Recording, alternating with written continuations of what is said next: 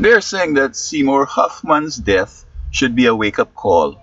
And many people are already saying that somebody who is famous and rich dies from an overdose, and then overdose and drugs and all that becoming a big sweat. And look how quick they round up those guys who might have had the fingerprints somewhere or the name in some drug book, and they round them up so quick.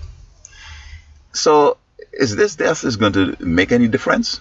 No. My continuing theme is this: that as soon as these babies are born, the first year the moms put them in some evil outfit and send them out trick or treating, or take them to a Halloween function. And when they introduce them to Satan, put them in his hand, they on their own now, with his leadership, going to go into other things like, for example, Ouija board, magic, Harry Potter, psychics, astrology, and voodoo, and all kinds of forms of evil.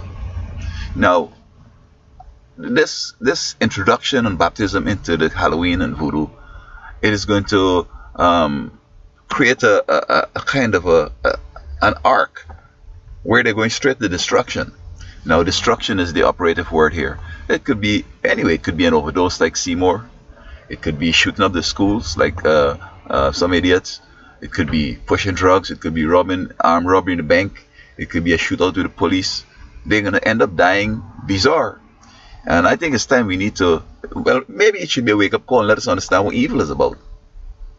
There's no way you're going to introduce your child first thing to Halloween, put him in Satan's hand, and he end up being a saint and end up just dying on his bed after living a happy, very productive life. It didn't happen like that. This lady in Canada, she told me, my son is a Satanist, and this is the most wonderful person you could ever meet in your whole life. Well, that's his job. His job is to be a Satanist and to be nice.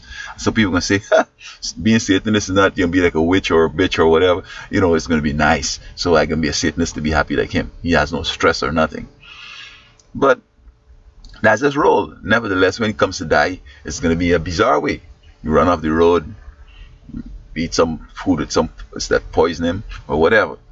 The key here is when your children are born, put them in the hands of God. Now there's a favorite Spanish song I like to sing. Presentamos este niño, es tan frágil cual la flor, necesita de cariño, necesita de amor.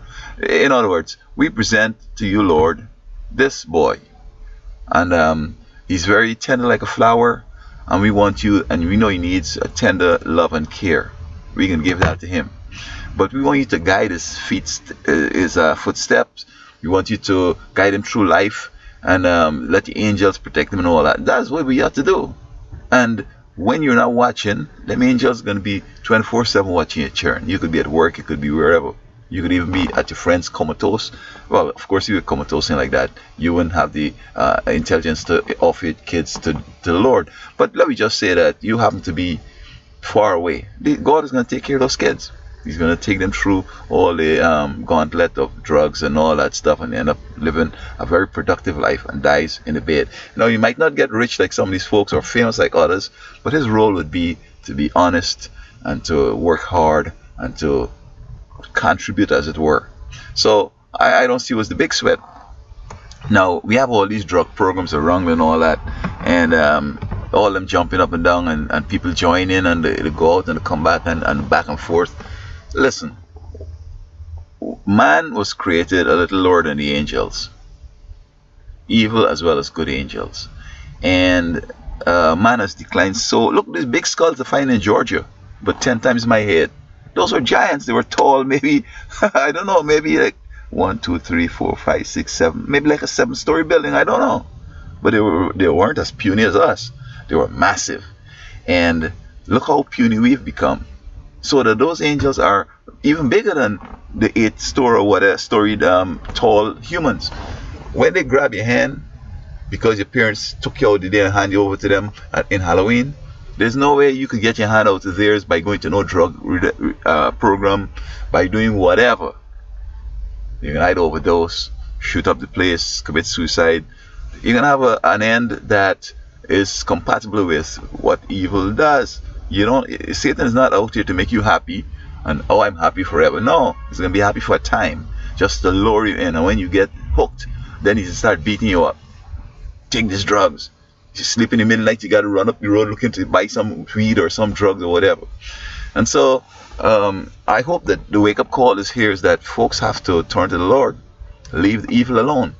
But to say we're gonna not do drugs, if he hadn't been knocked off by drugs, he would have been knocked off by something else. Somebody would hold him up and shoot him for robbery. He might have committed suicide, which what the overdose is a suicide anyway. But I'm talking now with a gun, or he might jump through a window, or go on speeding on the road like this guy here with his fancy car running to the lamppost and got it burnt up. You know, they're gonna always die. Bizarre. So people, I'm not even taking this guy serious. I mean, you doing drugs? Wow. Even though as a child he might have been introduced to the devil and whatever, and I know that they're big and mighty and whole in you and stuff like that, and they call it twist you and make you go in.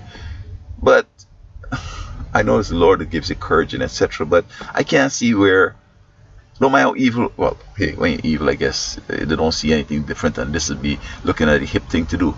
But with me, if I realize that Satan's held my hand and taken me to a place and saying jump into the Niagara Falls, we got a fight on our hand. I'm gonna beat this giant for real. I ain't going. I'm not gonna do that. I'm not gonna hurt myself like that. Okay. But that's what he chose to do. And now it's marijuana and all these drugs becoming legal and so forth.